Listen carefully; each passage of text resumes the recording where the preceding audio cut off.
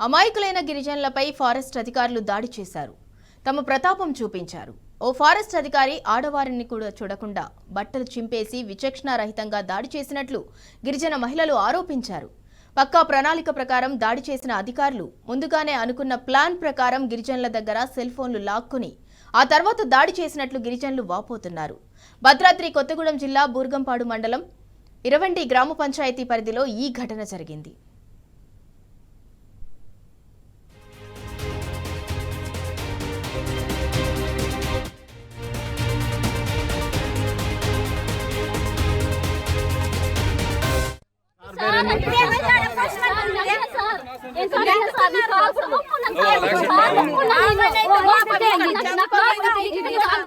ఈ ఆడవాళ్ళు చూసి ఉరికారు. ఆడవాళ్ళకేమో ఎట్లా పడితే అట్లా చేశారు. సీరియల్ దింపటం, నైంటీలు దింపటం, కింద నొక్కేయటం, జేసీబీ మీద అట్లా పంట పెట్టడం ఇట్లా చేశారు సార్.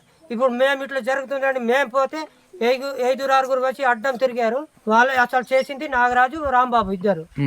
ఆడవాళ్ళు కూడా కొట్టటం, తిట్టడం. మళ్ళీ తర్వాత ఏం చేశారంటే అక్కడున్న మస్సున్న బూడిది రాసుకొని ఆడవాళ్ళు కొట్టారు. ఇట్లా చేశారండి. మళ్ళా రివర్స్ పేర్లు అట్లా పూకర్ చేస్తున్నారు సార్. అది వచ్చి మిషన్ తిప్పి కొడుతూనే ఉన్నారు.